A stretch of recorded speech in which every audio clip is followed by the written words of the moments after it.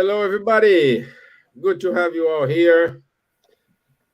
As promised, today we do have our special guest, Roberto Watanabe from FEESP.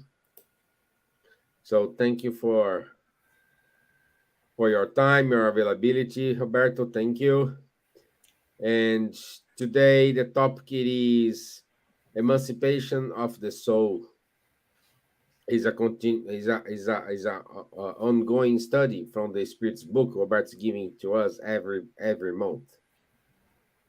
So I have to say good evening or good afternoon for our friends Maria Toffoli, Clarice Marx, Elio Rubiales, Nilza Bueno, Miriam Hellman.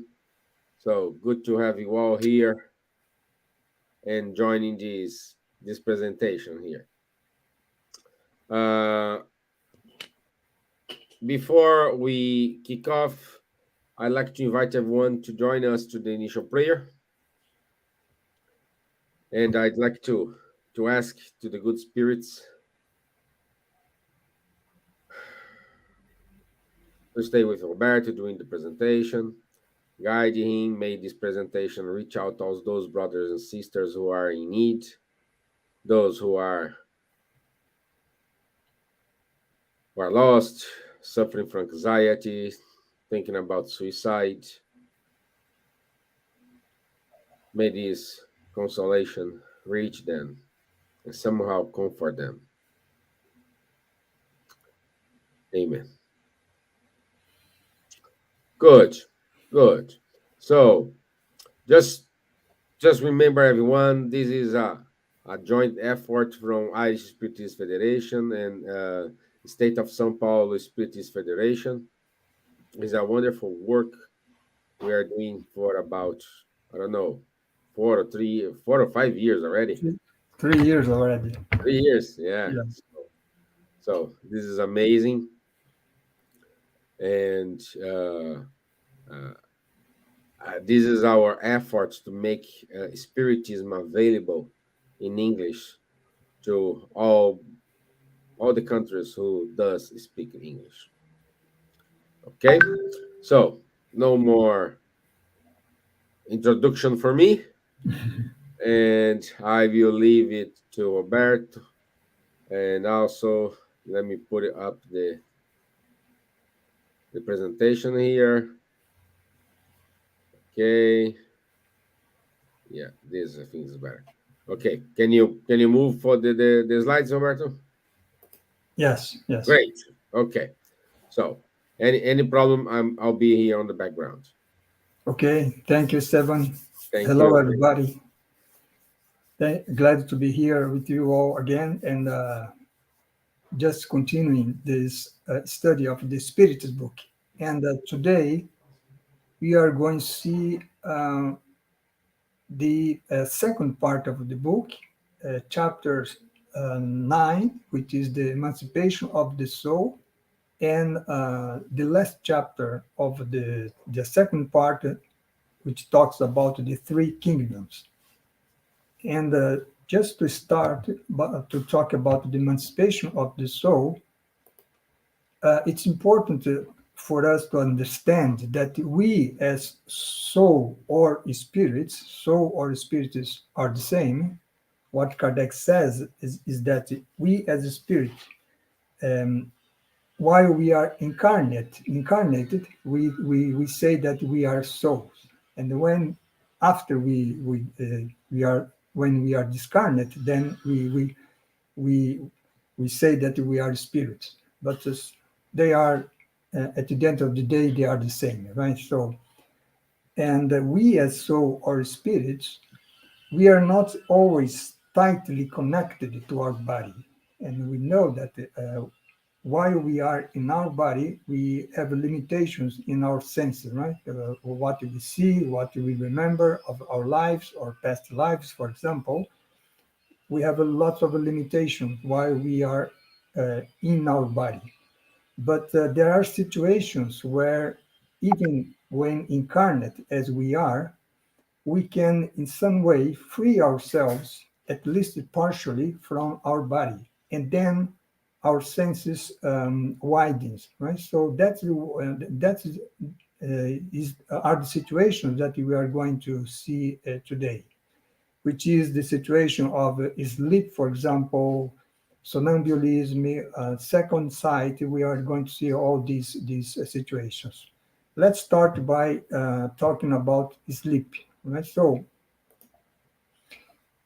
when we are sleeping, sleep partially frees we as souls from our body, and then as we are released, let's say, from our body, we enjoy more of our faculties than when we are awake, because and when we are released from our body, we are at the same time released from the limitations from our body. So in that situation, we as souls, we can remember, for example, the past, and sometimes foresee the future. And when we say the past, it can even be a past life, for example, right? In this situation of where we are emancipated, we can remember our past lives, and sometimes we can foresee something of the future. And also, while the body is there on our bed sleeping, we as soul, we free ourselves from our body, but always connected by a kind of a ethereal cord. And such ethereal cord just is cut when we die, but before that we are always connected to our body, right? So the soul released from its body, which is keeps there sleeping, and we travel through space, right? And we can communicate with the other spirits, and we can communicate with other spirit, incarnated or discarnated. It doesn't matter, because we are there on the spiritual realm, and there we have, for example, a friend of us, which is also sleeping in its his or her house, and he or she also can release himself themselves from their bodies, and we can meet each other there on the spiritual realm, right? So, and also we can meet someone who has already passed away. Let's say a friend that has already passed away, and then we can talk to them, right? So that's what happened when we are in this emancipated state, which Kardec calls this way.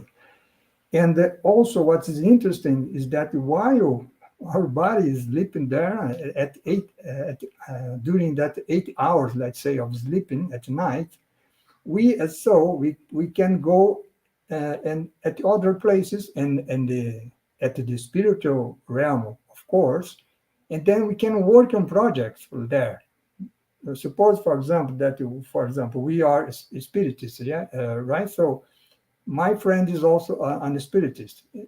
He's there in his house, and then we meet together at night there, and then we work on projects there on the spiritual realm.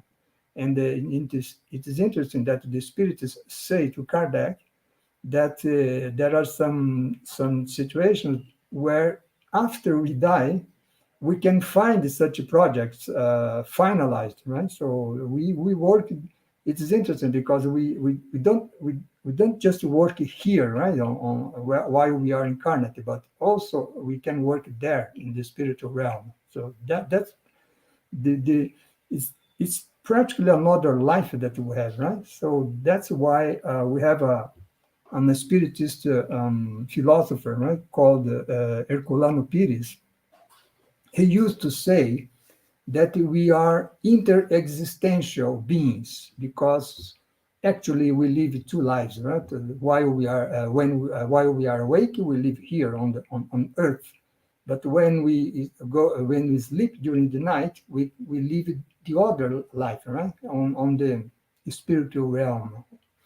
And then, well, dreams, that when we say, oh, I dream with something, dream is a memory of a part of what we have been seeing during sleep, right? So it's a kind of incomplete memory, because in that explains why our dreams usually are incoherent, right? Because we do not see, we do not hear, we do not talk to other spirits there on the spiritual realm with our, our, our, our physical body. No?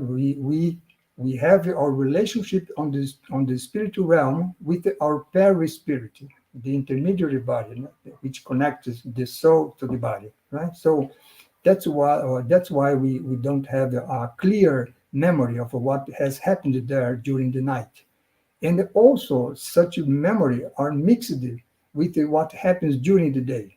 If you, I am worried about something that is happening during the day, for example, let's say a illness problem, then I am preoccupied with that, and then that mixed with the memory of what happened during the night, and then that's why our dreams are very incoherent, right? So, but there are also, the spirits say to Kardec, a kind of a dream like those of the Jewish prophets, for example.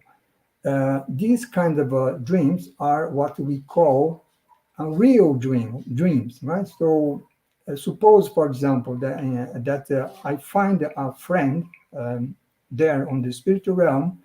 I have a conversation with him, and then after I wake, I can remember exactly what happened, right? So the conversation that I had, what I said, what he said to me. So in that case, is what we call a real dream because it is very clear, right? So it's kind of a dream like those of the prophets, for example. Right? So that is the situation here. Uh, Dreams are not as true as fortune tellers understand them. And here, what Kardec is trying to explain to us is that we usually have those situations when, for example, if a guy can say to me, well, if you have a dream about something, then something will happen to you, something good or bad will happen to you. So that doesn't have any meaning. Is that Kardec is saying here, right? Because dreams often they present images with no relation to our corporeal life because we are there, right, on the spiritual realm. So we are going to places over there, which has nothing to do with the places that we know here on the physical world. You know? That's why there is no connection here, right? So, and sometimes dreams present to us images from our past life from us, for example, which also has nothing to do with our present life, right? So that's why dream is very complex, huh? And sometimes they may be a presentiment of the future. And there are situations, for example, that would be the case of real dreams, when a person, even incarnate or discarnate, they can appear to us in dreams to advise us, to warn us about some danger, for example, something that we should do, right? So should or should not do, right? So this also can happen during the night, right? And we remember that as dreams. We can either remember exactly what this friend told me, or I don't remember nothing, anything at the next morning. But then, when let's say by midday, the situation comes where that warning that I received uh, uh, is going to happen. Then at that time, I have a kind of intuition, right? And then I at that time I can know what I should do or not do, right? So that's the situation here. And also, to emancipate as souls, we don't need to be completely sleepy, right? Sometimes just a nap is enough, right? To go into this emancipated situation. I'm sure that everybody and has experimented this situation, right? Where you are having a nap and then images come to your mind, right? Some images that you see, some you hear some voices, and there is nobody here near you, right? So because it's not necessarily a complete sleep. Just a nap is sufficient to emancipate, right? We as so. And that's what I can tell about sleeping dreams. But also, people also can visit each other during sleep, as I had already mentioned, right? I can find a friend, for example, and that's the spirits say to Kardec that we can even have friends from another country, for example, that are never found here while in the physical world, right? So this is also interesting, also because it means that during the night we have that kind of a parallel life that I mentioned, and there we can have friends, for example, from, let's say, from China, from Belgium, from Mexico, and the persons that I have never met here on the physical world. So that's what is being said here. Huh? And when we awake, then we have some idea, some remembrance of the contacts that we have with those friends, and we can also um, real accomplish some tasks, right, together while we are there. And here Kardec said, right, that indicates that we live two phases of the same life.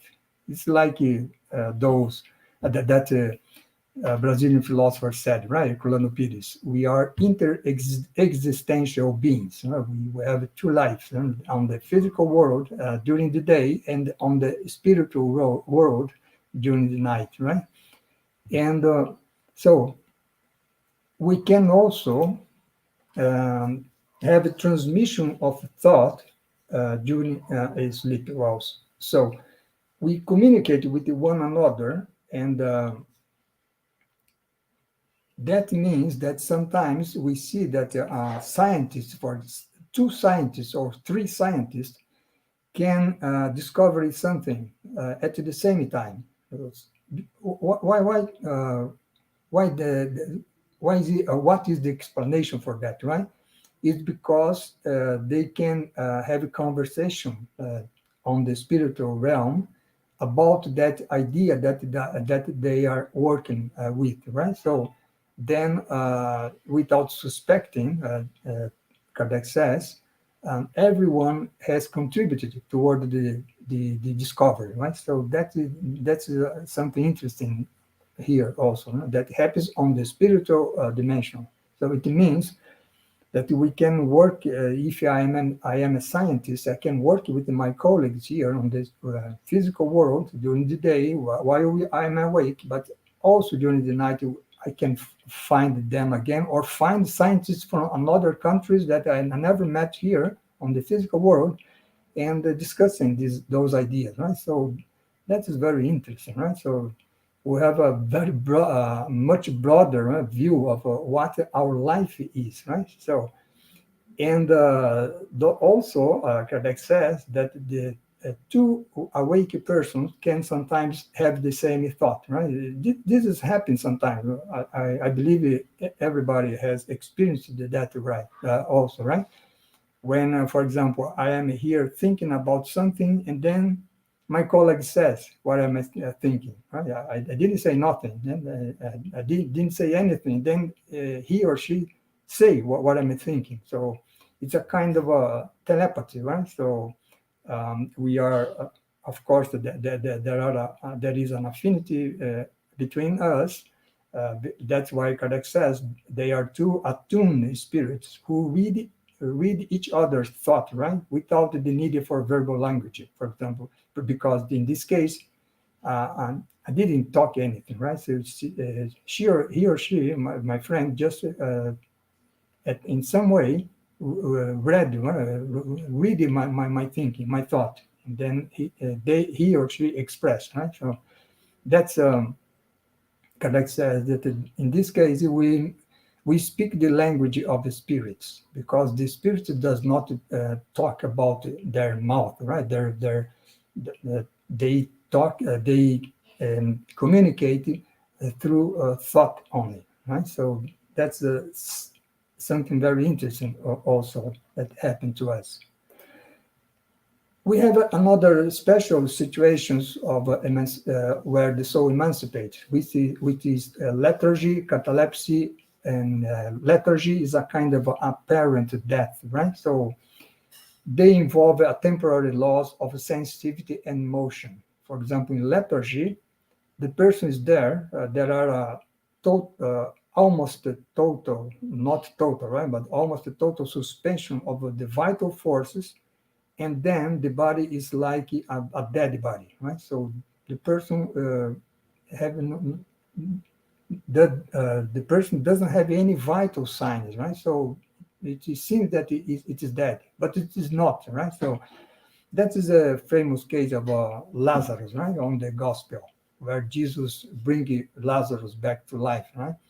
And catalepsy is a partial loss of sensitivity, right? It is not total like lethargy. It's localized, and both lethargic and cataleptic individuals, and while they are there in that state, they can hear, they can see and hear what is occurring around them, but cannot express it, right? So there are examples um, in the spiritism, for example,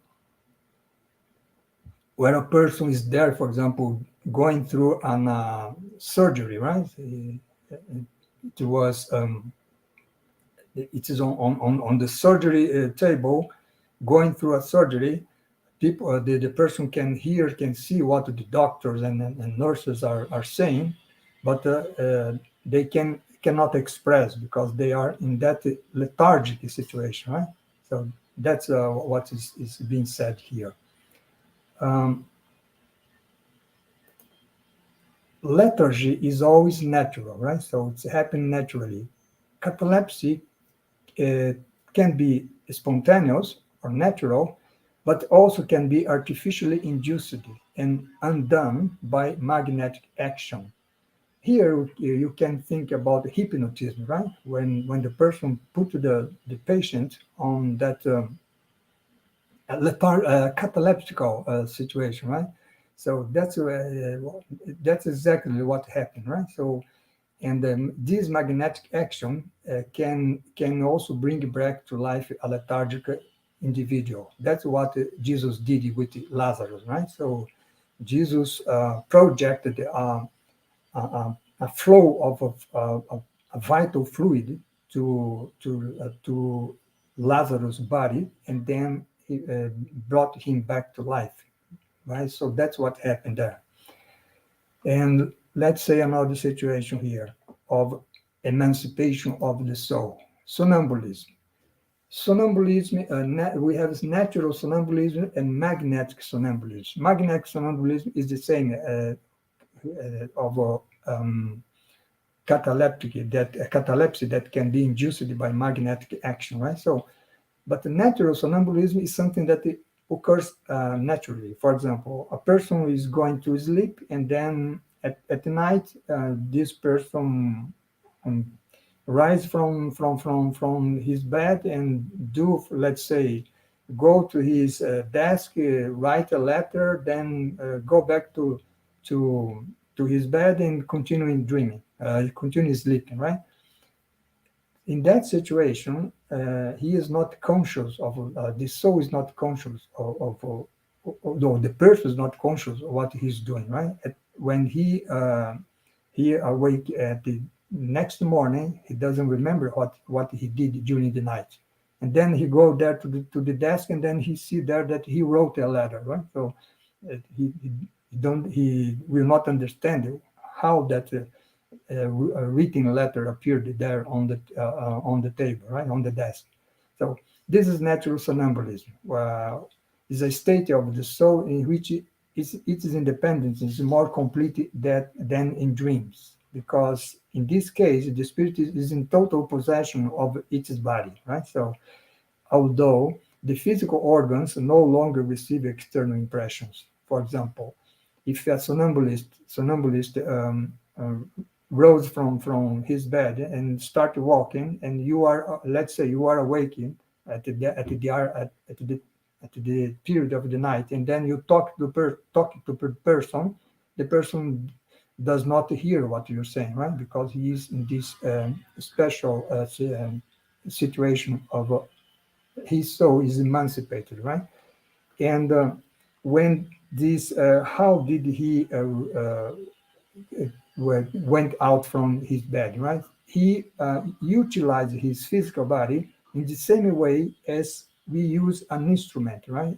A material object. That is what happened here, right? That's why he's not aware of what he's doing, right? Consciously aware. And at this situation of emancipation, the somnambulist may possess more knowledge than we might think, Kardec says, because such knowledge is dormant in the waking state. It means that, for example, we say that we as a spirit, we have many experiences from our past lives, but all those knowledge that we have are there on the deep of our memory, and we do not have a remembrance of that while we are awake, right? But when we are in a somnambulist state, then we can remember, because then we are not limited by our brain, right?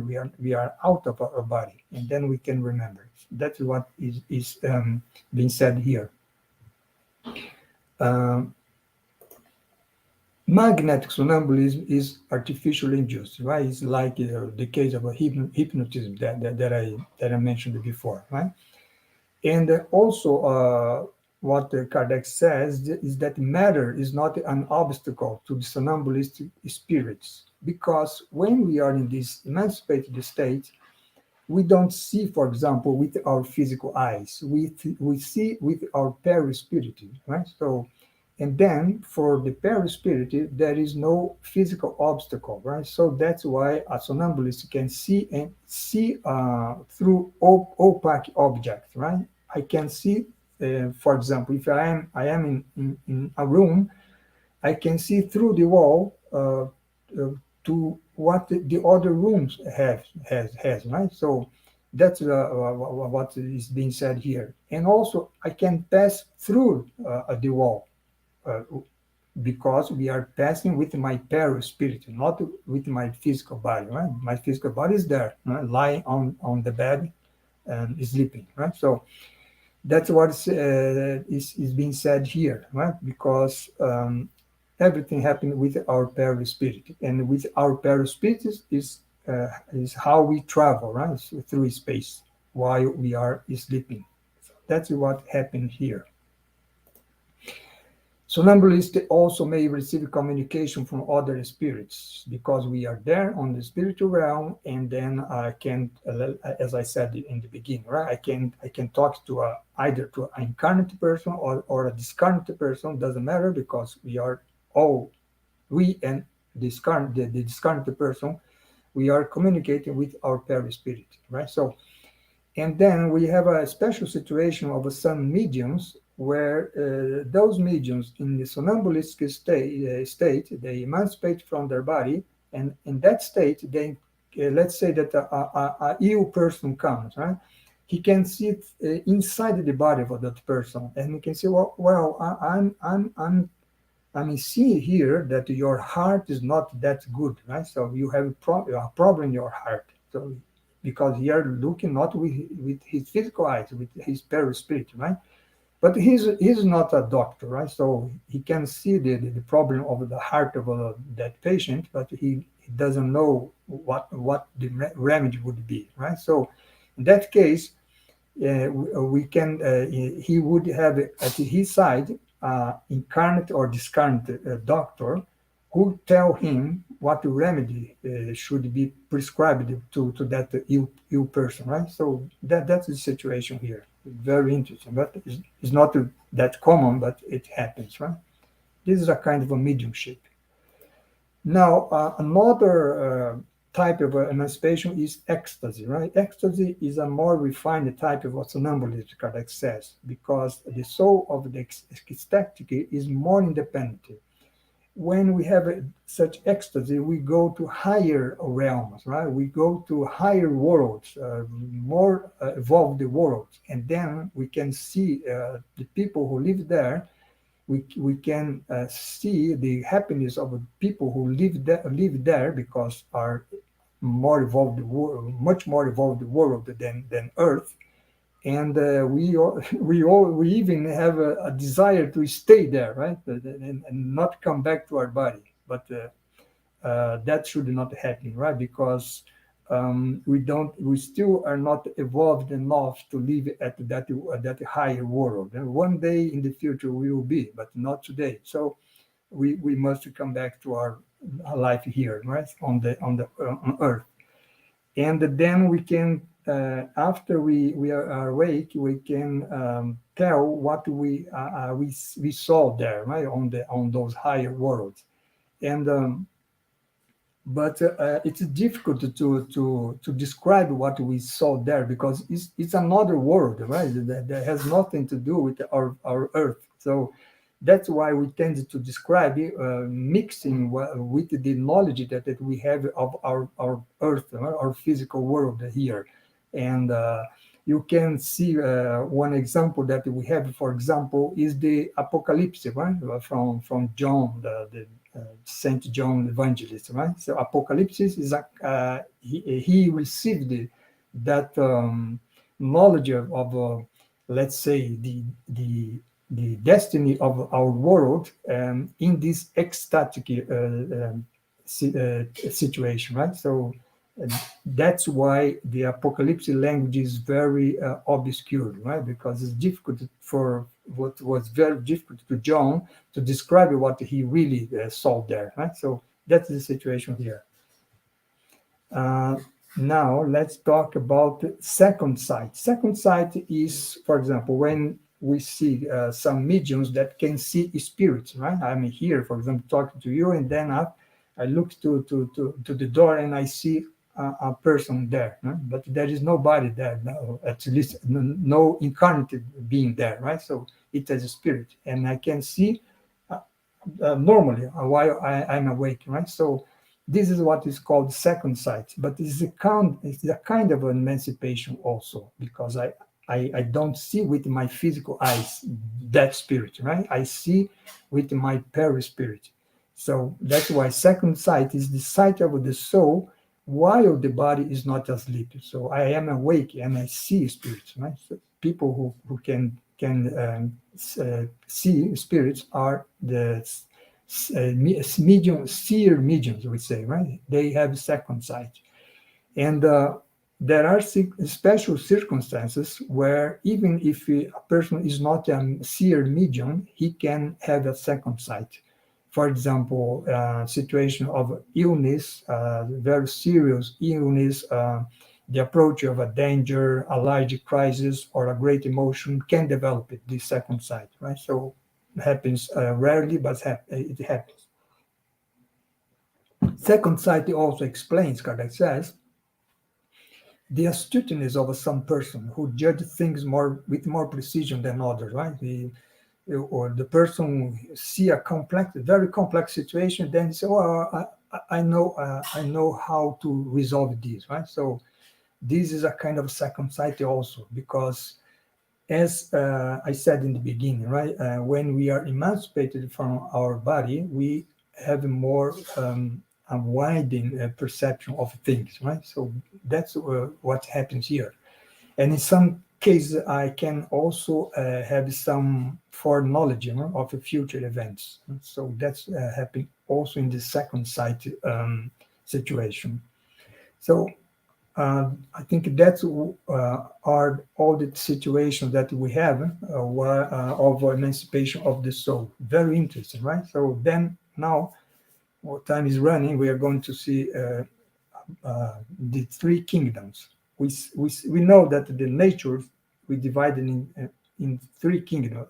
I mean, traditionally, right? Because today we know that there are more than three kingdoms, right?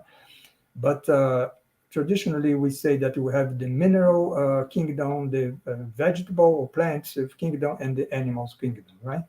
So, uh, physically speaking, is that three. But morally speaking, we can divide the animals in two, right? So the animal kingdom we say is in the kingdom of the irrational animals, right? So and the human kingdom is from us, right? Who are rational beings, and so we have there the mineral kingdom, which is composed by inert matter, which has no life. We have a plants or vegetable, which is are composed of inert matter, but they have life, right? Vitality. And we have animals, which besides being composed of inert matter and also having life, they have a kind of instinctive, limited intelligence.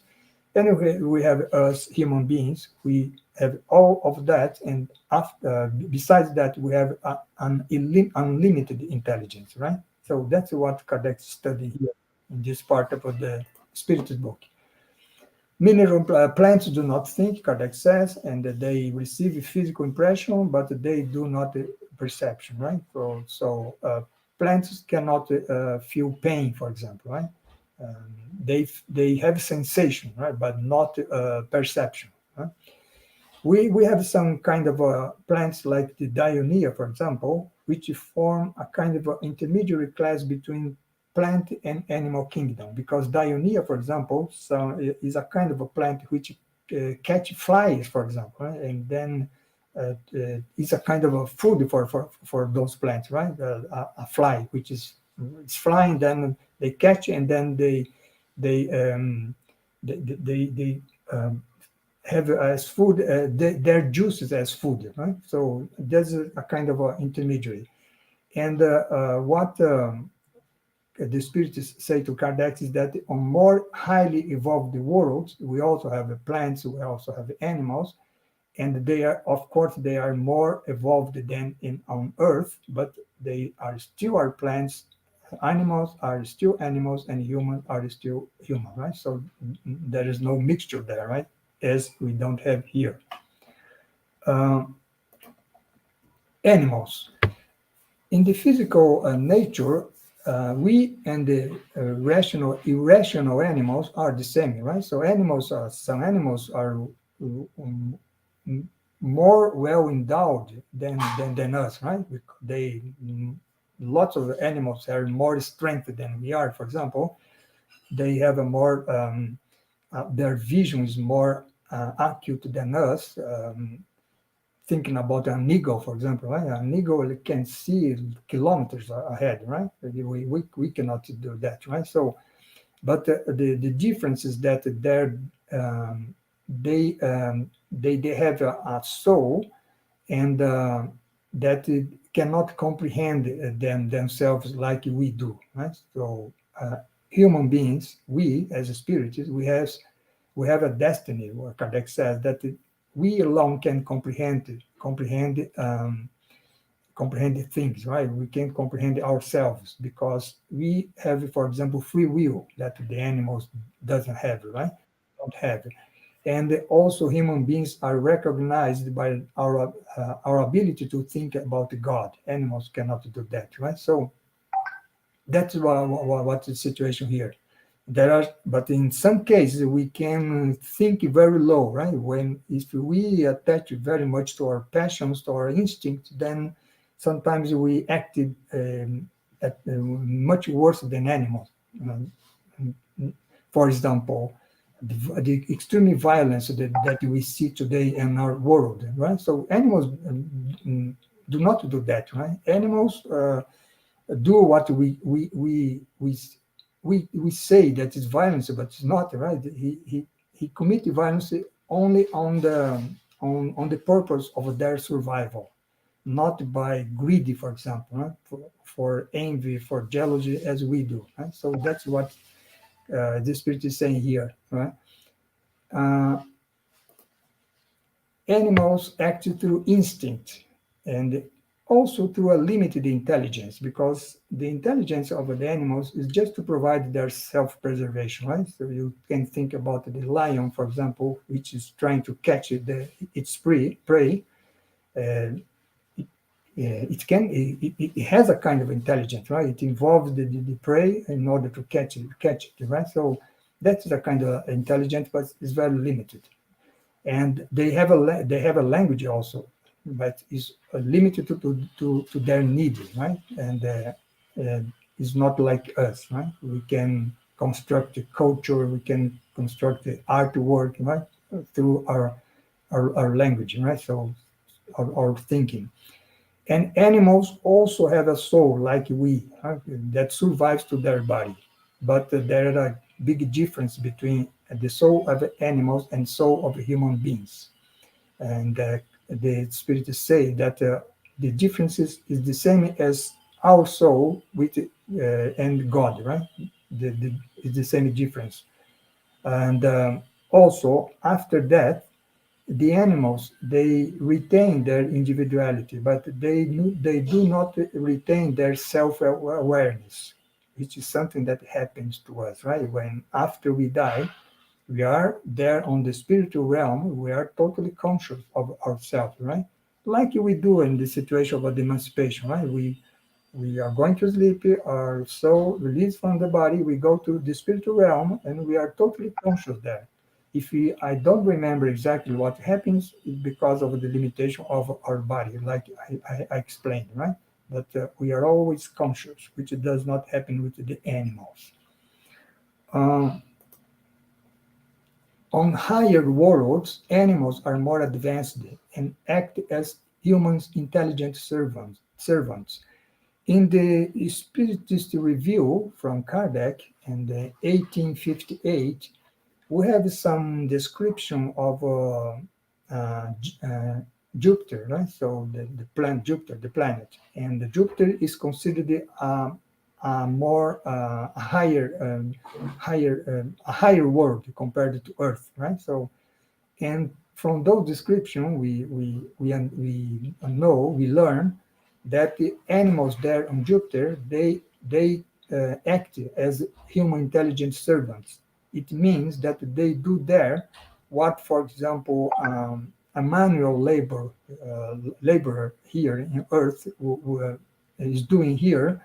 Animals do that in Jupiter, right? So that's what the spirit are explaining here, right? So they progress by necessity, and uh, as they do not have free will, then they do not have a moral consciousness, and then they have no expiation as we have, right? So that's also is an interesting difference. And because they have only the intelligence for material life. And in our case, our intelligence produces moral life because we have a free will, we have a self consciousness, we have the moral consciousness, we have the knowledge of good and evil. So that's put us in a very different situation compared to animals, right? Um, so everything in nature is linked together and tends toward unity. And the intelligent principle, which are us, the spirit, we as spirit, we are an intelligent principle. We reach rationality, right? So the soul of the animal is also an intelligent principle, but it is still irrational, right? So the intelligent principle develops and gradually individualizes, after which it undergoes a transformation and becomes a spirit. So it means that as we already learned from the Spirit's book, that the God created us simple and ignorant, right? So then we gradually we are going to have more consciousness of ourselves. We develop our free will, our moral consciousness, and at that point we are already a spirit, right? So, and although we are created simple, ignorant, but we are already a spirit there, right? So let's say before that, we still are not. We could not say that we are a spirit because we did not pass through such transformation that give us this self-consciousness, free will, and moral sense, right? So that's the situation here. And the period of humanity begins only with this, when we have this consciousness of our future, distinction between good and evil, and responsibility for for our acts, which is comes from free will, right? So then let's try, Kardec says, to realize the greatness of God in the admirable harmony that establishes the solidarity of all things in nature, right? Because we are here, we as rational beings, human beings, and we have the animals, and we have the plants, we have the minerals, we also integrated in nature, right? So uh, everything has a function, right, in this marvelous world. So that's what God created, huh? For everybody, right? So that's what Kardec saying here. Um, so let's the issue here is metempsychosis. Metempsychosis is something is a belief from very ancient, right? From early Greek, for example, the early Greeks, Pythagoras, for example, or even Plato used to believe that a man, the soul of a man can, in a next incarnation, can come as an animal in the body of an animal, right? So that is metempsychosis mean. So from the spiritist point of view, that does not happen, right? Because we learn from spiritism that we as soul, we are, as spirits, we are always progressing. We do not go back, right? So if we would incarnate in an animal body, it would mean that we would go back, right, to the stage of animals, and that doesn't make sense. So we can stop, right, in our evolution, but we can stop it, but always going forward, not going back, right? So that's why metapsychosis does not have any meaning and any reality for us spiritists. With that, I concluded the issue for today, and so that today we saw chapter 11 from the second part of the Spiritist book, which is the Emancipation of the Soul. And we also saw I think it's the 12th chapter from the second part of the Spiritist book, which is the Three Kingdoms. The next presentation, we will see the two last chapters of the second book of the Spiritist book, which is, we'll talk about the intervention of the spirits in the corporeal world, or how the spirits affect we here on this and on the corporeal world. And also we are going to learn something about the occupations and missions of the spirits, right? So that's for the next presentation, I believe for July 18.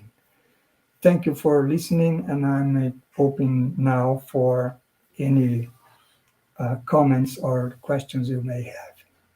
Stefan, Thank you, my friend. thank you. Thank you. Let me remove this. Make there. Okay. Let me see.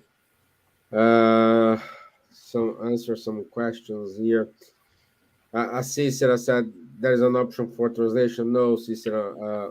I'm pretty sure after we finish here, YouTube we will have the automated translation. So as soon as we finish here, I would say probably in one Okay. day, next tomorrow, we will have the closed caption there. Yeah, she can see the legend, right? Huh? In Yes, Portuguese. Yeah. yes, yes. And also, Trevor saying here, I think certain animals have a certain intelligence. I will share a story. I observed it right in front of me. A pigeon was killed by a car on within few seconds. Nearby seagulls who were flying suddenly flew above the pigeon, making a funnel, almost like a vortex of energy to their flying pattern. I Mm. thought almost they are doing a ritual of respect for their fellow bird. It was such a surreal experience, like they performed a spiritual ritual to help the pigeon on its journey to the spiritual world. No, very interesting. Thank you Yes, for sharing, Trevor. yes, Trevor. Well, we say that the spirited books say, right, said right, that animals have a very limited intelligence, also, and limited to their survival purposes. For example, the lions are trying to catch its prey, but when we think about domestic animals, the things changes a little bit, right? Because domestic animals, like the dog that we have, the pets, right, that we have in our house, as they are very close to us, and we have a kind of a mission here, right? Because they are close to us in order to evolve. So they are developing their skills living next to us. And these pets that we have in at our homes, I always hear of some friends of mine saying that the pet, well,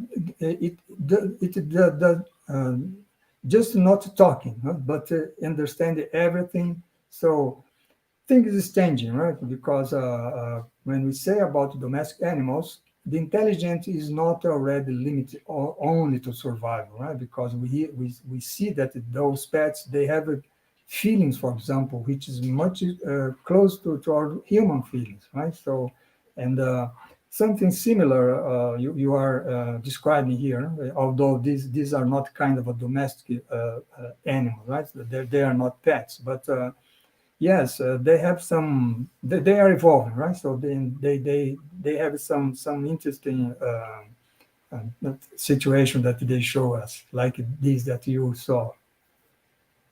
Yeah. What he say here? I heard I before. heard before they say pigs are most Yeah, intelligent sentient beings in animal kingdom, but not sure how.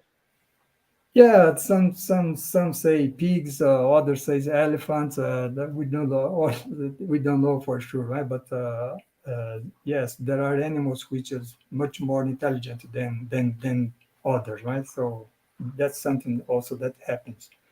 But one thing that we should not mistake is that, for example, Kardec makes some description about that on the book of the mediums. For example, there are situations of birds that they can choose a card, right? So the man say, well, to the bird, well, choose some specific card B, and then there are lots of a card, and then the bird goes there and chooses the card B, right? So what Kardec explains that in that case is not that the bird is intelligent, right? It's trained for that. There are some tricks there where they can do the things happen, right? So it's a very different situation of this one that Trevor is describing here. And that's it, my friend. Okay, so thank you to be here again, Okay. and see you in July to talk about the last part of the second book of the Spirit book. I hope. Yes, 18 of July. That's the next Yeah. date. Okay, great. Okay. Okay, would you mind to do our final prayer? Sure. Okay. Okay. So thank you for listening. I hope it was clear. It was a very interesting presentation today, because we are now aware of these two phases of our lives that we have. And then let's now conclude our meeting here, and thanking for the spiritual benefactors for all the help that they gave us during our works in this spiritist um, field, let's say.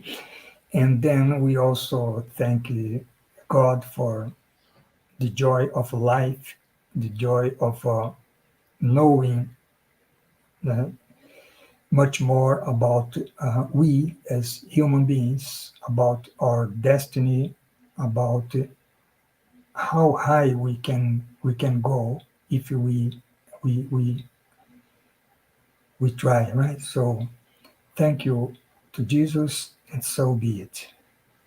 Amen. So that didn't ask you here from Trevor. Come for Festa Junina. No. I wonder if say that the dogs are intelligent because. No, hope that you should visit Dublin soon. Oh yeah, yeah, yeah. I will Yeah, go. I'll go. yeah. Okay. No, you spelled right, Trevor. Festa Junina. Yes. Yeah, you spelled Yeah. right. Yeah. I had a Festa Junina here at the FEESP last Sunday. Yeah, we will have ours in July because Oh June yeah. is a busy month. Everybody wants to do a fest, Okay, okay. Halloween, so everybody will won't be available. Yeah. So thank you, my friend, again. Thank you, FASP. Thank Thank you. you, Kardec Radio, for everything. Thank you, everyone who joined us. Luviam, Trevor, Mary Torres, our dear friend Vanessa Celoni, Cícera Flores, Dinha Franca, Isa Brasil, Miriam Hamel, Nilza Bueno, Hélio Rubiales, Clarice Marques, and Maria Toffoli. Thank you for joining us. Uh, don't Stefan, forget, yeah, may I say just something in Portuguese to our friends here? which one? No, I would like to say something in Portuguese Oh, yeah, sure, yes.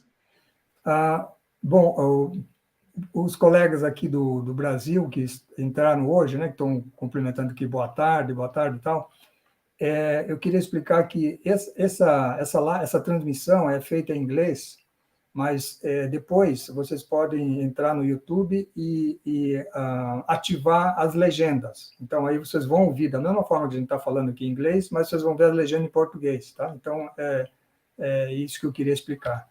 Because we did a we did let's say we divulged this live here, Stefan, in English Mhm. to our colleagues here in Brazil, and I think they thought that they would see in Portuguese, but they are seeing in English. Okay, okay, no problem, no problem. So just saying, we will have our virtual healing today at 8:30. So it's on our YouTube channel. You don't need any link. Just go to our YouTube channel, Spiritism Society of Ireland, and we will broadcast there uh, live. It's 50 minutes, 20 minutes, but everyone's preparing it with such devotion and care to everyone. Also, we will have our study group tomorrow. On Thursday, we do have our live here again. This upcoming Sunday, we will not have in-person meeting in Dublin, so it's going to be virtual.